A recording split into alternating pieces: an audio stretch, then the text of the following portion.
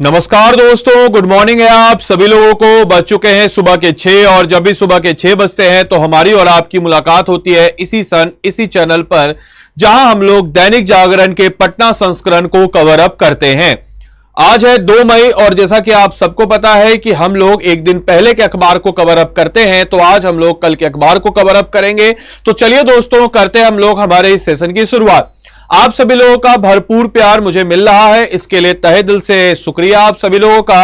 अपनी प्रतिक्रिया comment box में जरूर आप सब लोग लिखा करें, यह सेशन आपको अगर अच्छा लग रहा होगा तो चलिए दोस्त, करते हैं हम लोग हमारे इस दैनिक जागरण पटना संस्करण की न्यूज़पेपर रीडिंग, जो कि देखेंगे कि कौन कौन से पॉइंट के लिए रिलेवेंट है। तो पहले पेज पे अगर हम देखते हैं तो महज और महज सिर्फ और सिर्फ विज्ञापन है, किसी काम का ये पेज नहीं है, इसको हटा दीजिए। दूसरे पेज की तरह जब आप बढ़ेंगे तो यहां पे कुछ काम की खबर मुझे नजर आ रही है। सबसे पहले अगर हम काम की खबर की बात करते हैं तो देश में होने जा रहा है जातिगत जनगणना। आपको बताते चले कि प्रीलिम्स पॉइंट ऑफ व्यू से अति रिलेवेंट फैक्ट है, इस चीज को सारे बच्चों को ध्यान रखना है, क्योंकि आजादी के बाद आपको बताते चले कि आजादी के बाद याद रखिएगा दोस्तों कि पहली बार आजादी के बाद देश में जातिगत जनगणना हो रहा है, तो इसीलिए इस चीज को ध्यान रखना है। आपको बताते चले कि लास्ट ईयर ही बिहार में जातिगत जनगणना हुई थी राज्य स्तर पर, बट राष्ट्रीय स्तर पर यानी कि हम कह सकते हैं कि नेशनल ऑर्डर में पहली बार देश में आजादी के बाद जातिगत जनगणना हो रही है। तो यह प्रीलिम्स पॉइंट ऑफ व्यू से रिलेवेंट है, इसको एक बार आप लोग पढ़ लीजिएगा। इसमें सबकी क्या क्या प्रतिक्रिया है डजंट मैटर, ऑब्वियस सी बात है क्रेडिट लेने के लिए तो सारे समझ लीजिए कि दल जो है वो एकदम पड़ जाते हैं कि हम ही बोल रहे थे इसलिए हुआ, हम ही बोल रहे थे इसलिए हुआ, तो उस पर नहीं पढ़ना पॉलिटिक्स में, बस इस फैक्ट को दिमाग में रखना है।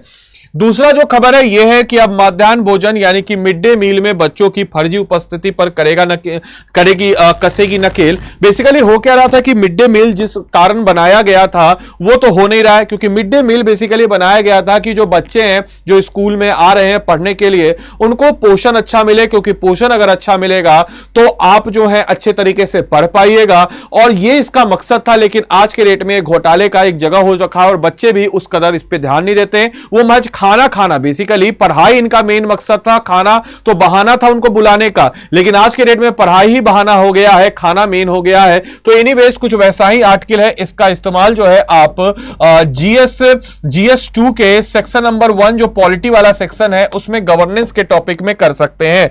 अभी हाल ही में प्रीलिम्स पॉइंट ऑफ व्यू से भी यहां से एक फैक्ट नजर आएगा कि मिड डे मील योजना के संचालन में अब से अलग हो गए प्रधानाध्यापक, जो कि बेसिकली जो प्रिंसिपल्स होते थे वो करते क्या थे कि कुछ घोटाले वगैरह में लिप्त होते थे, तो उससे इनको अलग कर दिया गया है। इस बात को सारे बच्चों को ध्यान रखना है। अगले पेज की तरफ अगर आप बढ़िएगा तो अगले पेज में आपको नजर आएगा 2 इंपॉर्टेंट आर्टिकल। एक छोटा सा बट बड़ा प्यारा सा आर्टिकल है जो आपके लिए इंपॉर्टेंट है, मतलब उसी पेज में बेसिकली ये जो हमारा पहला वाला पेज है इस अखबार को हमने देखा, इस वाले न्यूज को देखा। इसमें अगर आप देखिएगा तो यहां पे एक छोटा सा आर्टिकल है लेकिन रिलेवेंट है। महिलाओं की साक्षरता दर में वृद्धि हुई है। आपको बताते चले कि महिलाओं की साक्षरता दर हमारे बिहार में, या इनफैक्ट साक्षरता दर में ही 2011 जनगणना के अनुसार हमारा बिहार सबसे पिछड़ा हुआ था। सहरसा बिहार वो जिला है जहां पे महिला साक्षरता दर, याद रखना इस चीज को लिख लीजिएगा, प्रीलिम्स पॉइंट ऑफ व्यू से इंपॉर्टेंट है। सहरसा बिहार का वो जिला है जो सबसे लास्ट में यानी कि 38वें नंबर पे है महिला साक्षरता दर। शब्दों पे गौर कीजिएगा, महिला साक्षरता दर में। ऐसे ओवरऑल पूर्णिया है बट सहरसा महिला साक्षरता दर की सिर्फ बात होगी तो यह सबसे पीछे है, बाकी रोहतास प्रथम स्थान पर है। लेकिन आप सबको पता है कि जातिगत गणना के समय पे साक्षरता भी हुआ था और उस दौरान जो है बिहार की साक्षरता दर जो है पिछले 20-25 सालों में 34% से बढ़ करके 74% हो गई है, जो कि एक अच्छा कदम हम कह सकते हैं।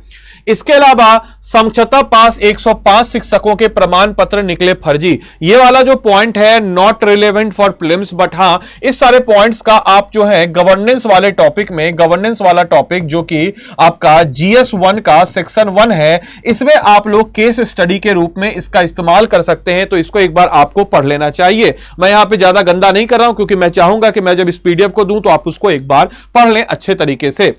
अगले पेज की तरफ बढ़ते हैं तो वही चीज, आजादी के बाद पहली बार जातिगत जनगणना आखिरी बार 1921 में हुआ था। इस पॉइंट को ध्यान रख लीजिएगा, और इसमें जो है आजादी के बाद हुआ है तो प्रीलिम्स पॉइंट ऑफ व्यू से इंपॉर्टेंट है। आप इसका इस्तेमाल मेंस पॉइंट ऑफ व्यू से भी कर सकते हैं। GS टू के पॉइंट में, और साथ ही साथ आप इस वाले पॉइंट में यह भी कर सकते हैं कि जाति और ऐसे पॉइंट ऑफ व्यू से भी कि जातिगत जनगणना क्यों इंपॉर्टेंट है, क्या इसके फायदे हैं और क्या इसके नफा नुकसान है, इसके बारे में आप एक पॉइंट जरूर लिख लीजिएगा। 3-4 लाइन फायदे और 3-4 लाइन जो इसके अगेंस्ट में होंगे, इन सारे पॉइंट्स को तैयार करके एक बेहतर केस स्टडी तैयार कीजिएगा। और मुझे गट फीलिंग आ रही है कि इस बार मेंस में यह क्वेश्चन जातिगत जनगणना पे पक्का ही पक्का बनेगा, इस चीज को याद रखना है। अगले पेज की तरफ बढ़ते हैं तो अगले पेज में काम की चीज क्या है, तो अगले पेज में काम की चीज यह है कि भाई नई दिल्ली में बुधवार को केंद्रीय मंत्री एवं पर्यटन मंत्री गजेंद्र सिंह शेखावत, ऐसे क्वेश्चन बीपीएससी पूछता है। 17वीं बीपीएससी प्रीलिम्स में पूछ लिया गया था क्वेश्चन, आप सबको पता है टेक्सटाइल मिनिस्टर कौन है, तो मिनिस्टर्स के ऊपर भी थोड़ा नजर डाल दीजिए कि केंद्रीय संस्कृति पर्यटन मंत्री है गजेंद्र सिंह शेखावत और इनसे मुलाकात करे हैं बिहार के ग्रामीण विकास मंत्री श्रवण कुमार। तो ये कुछ बिहार के या कुछ मंत्री परिषद ऐसे क्वेश्चन 17वीं बीपीएससी में पूछा था, तो थोड़ा सा पढ़ लेना, जब अखबार में है तो पढ़ ही लेंगे। इसके बाद इस न्यूज को मैंने अलग से भी कवर अप किया था, मुझे लगता है कि 1 महीने पहले मैंने इस न्यूज को कवर अप किया था कि ग्रामीण बैंक जो पहले उत्तर बिहार ग्रामीण बैंक और दक्षिण बिहार ग्रामीण बैंक है, वो 1 तारीख से यानी कि 1 तारीख से वो जब मर्ज होकर के एक ही ग्रामीण बैंक बन गए हैं। इस न्यूज का डिटेल वर्जन मैंने कवर अप किया था, इसका इस्तेमाल आप GS2 के सेक्शन 2 में कर सकते हैं, जो कि इकोनॉमिक्स वाला पोर्शन है।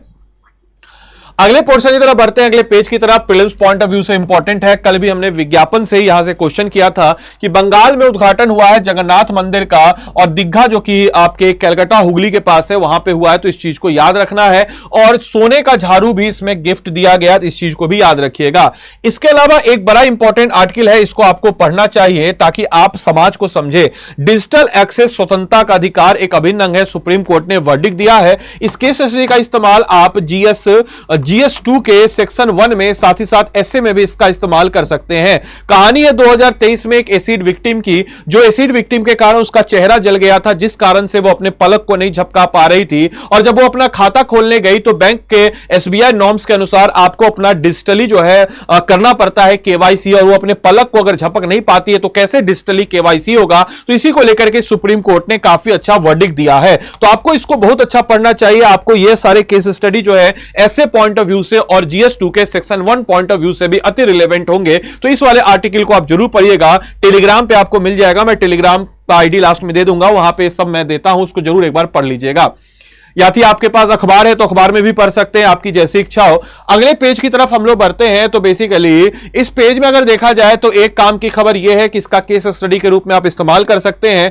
जैसा कि आप सबको पता है कि हमारे 7 निश्चय योजनाओं में से एक है निश्चय कि भाई सशक्त महिला, सक्षम महिला और आर्थिक हर युवाओं को बल। तो इस प्रकार के जो अगर हम बात करते हैं जिसमें युवाओं को के ऊपर फोकस किया जा रहा है, उनके बेरोजगारी को दूर करके उनको रोजगार के ऊपर दिया जा रहा है, और बेहतर बिहार में कौशल को बेहतर करने की बात कही जा रही है, स्किल को बेहतर करने की बात कही जा रही है। और स्किल तभी बेहतर होगा जब आपको अच्छा एक्सपोजर मिलेगा, और ऐसा ही कुछ अच्छा एक्सपोजर हमें यहां पे देखने को नजर आ रहा है, जहां पे हम देखते हैं कि औद्योगिक भ्रमण यानी कि इंडस्ट्रियल टूर, यानी कि आप जब किसी बड़े इंडस्ट्री में बड़े टूर पे जाते हैं तो उस दौरान होता क्या है कि आप जो है बेहतर तरीके से उस चीज को समझ पाते हैं, और जब आप उस चीज को बेहतर तरीके से समझ पाएंगे तो जेन्युइन सी बात है कि आपके लिए बेहतर होगा, और आप बेहतर से बेहतर काम जो है और आप आगे आ पाइएगा, आपके अंदर का स्किल बेहतर होगा, और फिर बिहार के आप अच्छे से काम आ पाइएगा। अगले पेज की तरफ बढ़ते हैं, तो अगले पेज पे मुझे किसी काम की खबर नहीं नजर आई, तो इस पेज को आप स्किप कर सकते हैं। अगले पेज की तरफ बढ़े तो अगले पेज में यहां पे देखिएगा तो एक केस स्टडी है यहां ऊपर के कॉलम में, जहां पे किया गया है सरकारी अस्पतालों में हो रहे 77% जो है 77% जो है संस्थागत प्रसव, ये आपके health infrastructure point of view से रिलेवेंट है। इसका इस्तेमाल आप GS2 के सेक्शन 2 में कर सकते हैं, और साथ ही साथ सेक्शन 3 में भी कर सकते हैं, साइंस एंड टेक्नोलॉजी। इनफैक्ट ये GS1 के सेक्शन 2 नंबर जो करंट अफेयर्स का उसमें भी रिलेवेंट होगा। कुछ केस स्टडी आपको यहां से नजर आ जाएंगे, इन केस स्टडी का इस्तेमाल करके आप इसको नोट्स बना सकते हैं। बेसिकली ये डील कर रहा है कि हम हेल्थ इंफ्रास्ट्रक्चर में किस कदर काम कर रहे हैं, किस कदर आगे बढ़ रहे हैं, और क्या क्या इसकी समस्या है, चैलेंजेज है, उन सारे पहलुओं को भी हमको यहां पे देखना चाहिए। इसके अलावा एक और स्कीम जो है इसको भी आप देख सकते हैं, जो यहां पे बगल में है कि अब बुजुर्गों को अस्पताल जैसी देखभाल मिलेगी, यानी कि जो सीनियर सिटीजन है उन सीनियर सिटीजन को बेहतर हॉस्पिटैलिटी देने, और साथ ही साथ जो है हम कह सकते हैं कि एज ए सीनियर सिटीजन जिन्होंने इतना सर्व किया है हमारे राज्य को, अब उनको घर पे भी वैसी देखभाल मिल जाएगी। तो इसका केस स्टडी का इस्तेमाल करके आप अपने GS2 के पोर्शंस को बेहतर कर सकते हैं। पीएमसीएच में 2250 बेड के अस्पताल का शुभारंभ, ये प्रीलिम्स पॉइंट ऑफ व्यू से इंपॉर्टेंट है, एमसीक्यू पॉइंट ऑफ व्यू से इंपॉर्टेंट है। यहां पे आपको मैं बताता चलूं कि एशिया का दूसरा सबसे बड़ा अस्पताल पीएमसीएच बना है इन टर्म्स ऑफ बेड, यानी कि बेड्स के मामले में जो मरीज बेड्स पे रहते हैं उनके मामले में एशिया का दूसरा सबसे बड़ा अस्पताल बना है पीएमसीएच। पहला जो है ताइवान में है। तो ये वाला प्रीलिम्स पॉइंट ऑफ व्यू के लिए अति रिलेवेंट फैक्ट है, तो इसको एक बार पढ़ लीजिएगा। पढ़ क्या लीजिएगा, बता ही दिए हैं, एक बार खुद से एक बार अखबार पढ़ लेंगे तो बेहतर है। इस पेज पे अगर देखा जाए तो बड़े छोटे से में यहां पे एक छोटा सा आर्टिकल दिया है जो काम का खबर है, नीचे दिया है, बट ये काम का खबर इसलिए है क्योंकि इंपॉर्टेंट डेथ से क्वेश्चन बनता है। तो जेपी सेनानी यानी कि जयप्रकाश नारायण से जुड़े हुए, जयप्रकाश नारायण सेनानी उनको कहते हैं जो उनके संपूर्ण क्रांति से जुड़े हुए थे, उनको जेपी सेनानी हम कहते हैं। तो जेपी सेनानी जिसका नाम है सुशील, इनका निधन हो गया। तो वरिष्ठ जेपी सेनानी सुशील जो है एक क्रांतिकारी का निधन हो गया। क्वेश्चन आ सकता है कि भाई सुशील क्रांतिकारी जो है इनका संबंध क्या चीज से है, तो जेपी स्वतंत्रता सेनानी है, ऐसे प्रश्न बन जाते हैं। तो अब अखबार में था तो मैंने सोचा इसको कवर अप आपको करा दूं। अगले पेज की तरफ बढ़ते हैं, किसी काम का पेज नहीं है, इसको आप स्किप कर सकते हैं। राजनीति ये वो 14% बना सैदपुर पहाड़ी नाला रोड फलाना फलाना ढिमकाना है, इसको आप स्किप कर सकते हैं। अजय देवगन को देख सकते हैं, बिमल नहीं खाना चाहिए, अजय देवगन को नहीं प्रचार करना चाहिए, लेकिन खैर आइए आगे बढ़ते हैं। इस वाले पेज में भी कुछ खास मुझे खबर नजर नहीं आ रही है। हाँ, एक खबर ऑब्वियस बात है, इसको हम 2-3 दिनों से कवर कर रहे हैं। वैभव सूर्यवंशी अब उसके माता पिता बैद्यनाथ धाम गए हैं। आप लोग के लिए क्वेश्चन है कि बैद्यनाथ धाम जो कि बेसिकली देवघर है, इस देवघर में दलितों की एंट्री जो हुई वो कौन से मुख्यमंत्री के आंदोलन या कौन से व्यक्ति के आंदोलन के बाद हुई, कमेंट बॉक्स में लिख के बताइएगा।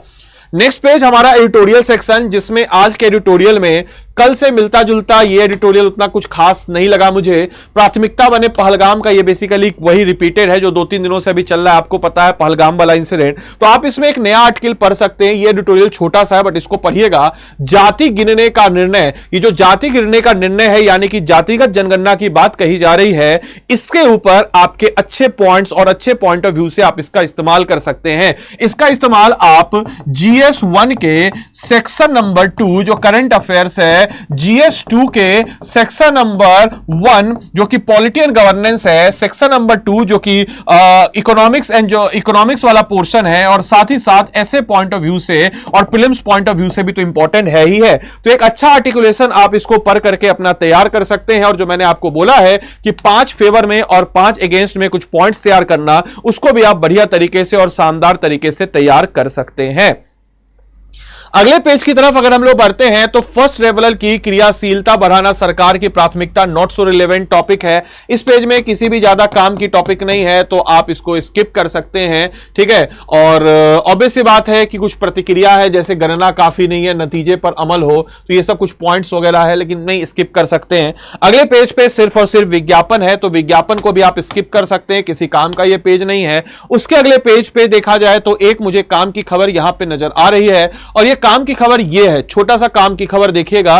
काम की खबर दोस्तों यह है कि दिव्या शर्मा भारतीय नौसेना की पहली महिला उड़ान प्रशिक्षण बनी। जब ऐसी पहली आ जाए और पहली में जब महिला आ जाए तो आपके लिए इंपॉर्टेंट होता है। 17वीं बीपीएससी की बात अगर हम करते हैं तो वहां पे भी अगर आपको याद होगा तो क्वेश्चन पूछा था कि भाई पहली ट्रांसजेंडर दरोगा से क्वेश्चन पूछा था। तो प्रीलिम्स पॉइंट ऑफ व्यू से क्वेश्चन इंपॉर्टेंट हो जाता है कि दिव्या शर्मा बनी भारतीय नौसेना की पहली महिला उड़ान प्रशिक्षक। तो आपको बताते चले अंडमान एंड निकोबार की बात करें तो वहां पे INS 318 नौसेना वायु स्क्वाड्रन की denier pilot lieutenant commander Divya Sharma भारतीय नौसेना की उड़ान प्रशिक्षण करने वाली पहली महिला बन गई है। और इस पॉइंट से आपको ध्यान रखना है, जो भी चीज पहला होगा वो प्रीलिम्स पॉइंट ऑफ व्यू के लिए अति रिलेवेंट फैक्ट हो जाता है।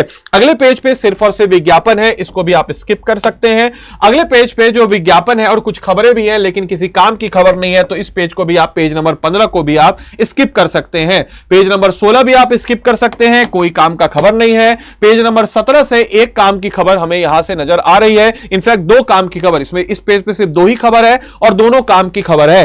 क्या है दोनों काम की खबर? पहला तो है कनाडा में पूर्ण बहुमत से दूर रह गई लिबरल पार्टी। आपको बताते चले कनाडा में चुनाव हुआ और संसदीय चुनाव में सभी नतीजे आ गए हैं। प्रधानमंत्री मार्क कार्नी की लिबरल पार्टी को जनता ने फिर जनादेश दिया है। हालांकि क्योंकि उनकी पार्टी पूर्ण बहुमत पाने से दूर रह गई। और संसद आपको बताते चले कि कौन बने हैं, तो मार्क कार्नी की है लिबरल पार्टी, वो वापस से जीत गई है, हालांकि पूर्ण बहुमत नहीं आया। संसद की 343 सीटों में लिबरल को 169 सीटें मिली और यह पूर्ण बहुमत के लिए जरूरी 172 से 3 कम है, जबकि विपक्षी जो कंजर्वेटिव पार्टी 144 सीटों पर संतोष करना पड़ा।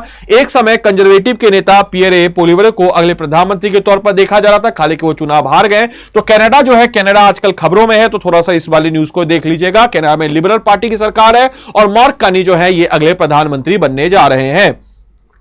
बिहार के दरभंगा से खबर आ रही है, बेसिकली दरभंगा से नहीं, दरभंगा के रहने वाले लोग हैं, दरभंगा के रहने वाले लोग हैं। हम बिहारियों ने हर जगह समझिए कि झंडा गाड़ रखा है। और एक बड़ी गौरवान्वित खबर है कि दरभंगा के निवासी देवेन भारती मुंबई के नए पुलिस आयुक्त बने।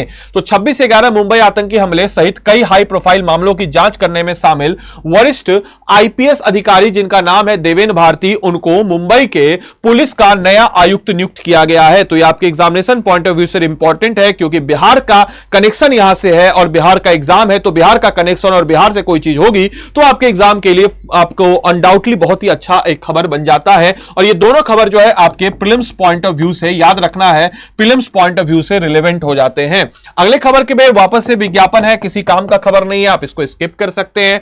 नेक्स्ट पेज पे ये वाला पोर्शन आप कर सकते हैं जीएस2 के सेक्शन 2 के लिए। ये पोर्शन को आप तैयार कर सकते हैं। जीएस2 का जो आपका सेक्शन नंबर 2 है, इंटरनेशनल रिलेशन, उसमें भारत और ब्रिटेन के बीच का जो आप लोग नोट्स अगर बनाते होंगे, बनाना चाहिए, अगर नहीं बनाते तो बनाइए, एक रजिस्टर ले लीजिए, उसमें कोई भी पॉइंट लगे उसको लिखिए। तो जीएस2 का सेक्शन 2 एक लिस्ट बना लीजिए, जीएस1, जीएस2, जीएस1 का सेक्शन 1, 2, जीएस2 का सेक्शन 1, 2, 3, और उसमें बेसिकली आप या कोई भी, या छोड़िए लिस्ट से बेहतर है कोई भी न्यूज लिखिए और लिख दीजिए जीएस2, और जब आप एग्जाम के समय फाइनल नोट्स बनाएंगे तो उन सारे पॉइंट्स को आप लिखते जाइएगा। तो ये वाला जो आर्टिकल है ये काफी इंपॉर्टेंट है, इंडिया और यूके के बीच के रिलेशनशिप को, तो इसको एक बार पढ़ना चाहिए। साथ ही साथ एक इन्वायरमेंट से रिलेटेड इस बारे में है कि जैव विविधता को बढ़ाने के लिए गंगा में छोड़े गए दुर्लभ कछुए, यानी कि जो रेयर कछुए हैं उसको गंगा में छोड़ा गया है। आपको बताते चले कि जो कछुए हैं, कछुए का पुनर्वास केंद्र कहां पे, प्रिलिम्स पॉइंट ऑफ व्यू के लिए इंपॉर्टेंट है, रिहैबिटेशन सेंटर, या जिसको दोस्तों हम कहते हैं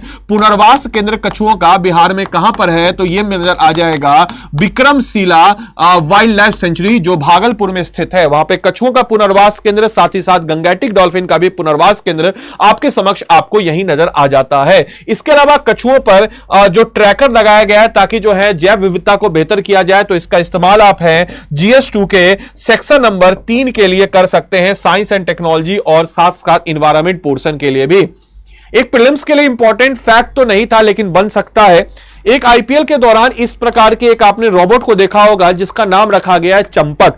हालांकि ये क्वेश्चन जो है इंपॉर्टेंट नहीं बनता, बट सुप्रीम कोर्ट का आ गया है तो फिर या दिल्ली हाई कोर्ट का इसमें या कोर्ट का हस्तक्षेप आया तो क्वेश्चन बनेगा। एक्चुअली में इसका नाम चंपक है और चंपक नाम से एक प्रसिद्ध मैगजीन चलती थी, आप सबने बचपन में जरूर पढ़ा होगा। आजकल के फोन चलाने वाले बच्चे तो नहीं पढ़े होंगे, लेकिन जो पुराने के बच्चे हैं वो जरूर पढ़े होंगे। मैंने जरूर मैगजीन को पढ़ा था, चंपक को कहानियां होती थी। अगर आपने चंपक को पढ़ा है तो कमेंट बॉक्स में जरूर बताइएगा। तो ये जो चंपक है, इसका नाम चंपक रखा गया है और इस कारण से जो चंपक मैगजीन है इसकी तरफ से एक याचिका दायर की गई और बीसीसीआई से जवाब मांगा गया है कि भाई आपने जो है रजिस्ट्रेशन जो है कॉपीराइट का इशू है इसलिए मांगा गया, तो ये खबरों में है। इसके अलावा यहां से चीजें खबरों में है तो जो भी चीजें खबरों में रहती है वहां से आपके एग्जाम में क्वेश्चन बन जाता है।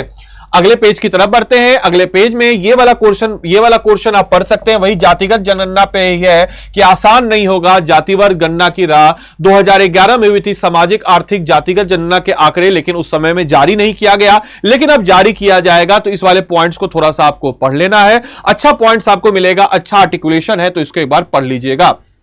अगले पेज की तरफ बढ़ते हैं। नॉट सो रिलेवेंट, सिर्फ और सिर्फ आपको यहां पे विज्ञापन ही नजर आता है। कार का विज्ञापन है तो पंखा का विज्ञापन है तो इसको नहीं इंपॉर्टेंट है।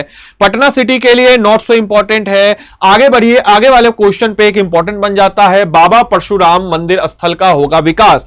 अब ये बाबा परशुराम जो है या परशुराम भगवान के लेकर के अभी आप सबको पता है कि मनाया गया था।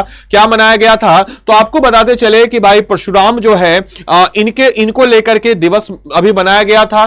तो इसमें जो है परशुराम महोत्सव जो है कहां मनाया जाता है, तो यहां से क्वेश्चन बन सकता है 8 पॉइंट ऑफ व्यू से। जैसे अभी कुछ दिन पहले क्वेश्चन बना था कि भाई आई थिंक भागलपुर से रिलेटेड कोई एक त्योहार था जो पूछा था 70वीं बीपीएससी में, तो पूछा जा सकता है परशुराम महोत्सव कहां मनाया जाता है, मोकामा में। मोकामा कहां है, तो पटना में। तो यहां पे बेसिकली कहा गया है कि इसका एक विकास करने के लिए और इसको एक पर्यटन को बेहतर करने के लिए इसका इस्तेमाल आप GS2 के सेक्शन नंबर 2 में कर सकते हैं कि टूरिज्म को किस प्रकार से एक तरह से इंटीग्रेट तरीके से बेहतर किया जा सके। साथ ही साथ पर्यटन को रोकेगा महाबोधि अतिथि गृह, बढ़ेगा पर्यटन। आपको बताते चले कि बोध गया बिहार का वो स्थल है या गया बिहार का वो जिला है जहां पे सबसे ज्यादा पर्यटन बिहार में आते हैं, और उसी दौरान जो है पर्यटकों को रोकने के लिए महाबोधि अतिथि गृह बनाएगा जो कि बढ़ेगा पर्यटन स्थल, जो कि मलखंब और योग के विभिन्न मुद्राओं का किया गया है प्रदर्शन, और मुख्यमंत्री ने अतिथि गृह के दूसरे और 7वें तले का किया निरीक्षण। तो यह भी आपके एग्जामिनेशन पॉइंट ऑफ व्यू के लिए खबर यहां से आपके समक्ष बन जाते हैं। अब आइए आगे देखते हैं आगे क्या खबर है। आगे देखा जाए तो आगे कुछ खास खबर नहीं है। इस पेज को आप कर सकते हैं स्किप। ये बड़ी कौन है जी, सुष्मिता सेन लग रहा है, नहीं कुछ और नाम है, जो भी नाम है। चलिए सुबह सुबह का समय है, देख लिए। आइए अगले क्वेश्चन की तरफ बढ़ते हैं। अगला क्या है ये देखिए।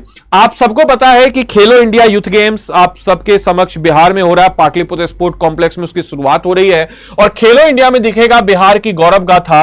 और आपको बताते चले पाटलिपुत्र खेल परिषद में आयोजित खेलो इंडिया यूथ गेम के लिए पूर्वाभ्यास करती छात्राएं, जिसमें आपके बिहार की संस्कृति को प्रस्तुत किया जाएगा। और यह बिहार के स्पोर्ट्स के लिए बड़ा ही समझ लीजिए कि हम कह सकते हैं कि अच्छा पल है, और इस चीज को ध्यान रखना है। मुझे कमेंट बॉक्स में लिख के बताइएगा। आप लोग को मैंने बता रखा है खेलो इंडिया यूथ गेम का मॉस्केट का नाम क्या है, यानी कि जो उसका सिंबल होता है, या जो आप देखते हुए खेल वेल में जो गुड्डा गुड़िया टाइप का नहीं रहता है, घूमते रहता है कपड़ा उपड़ा पहन के, उसका क्या नाम है कमेंट बॉक्स में लिख के सारे बच्चे बताएंगे। मैंने पहले बता रखा है इसलिए आज नहीं बता रहा हूं।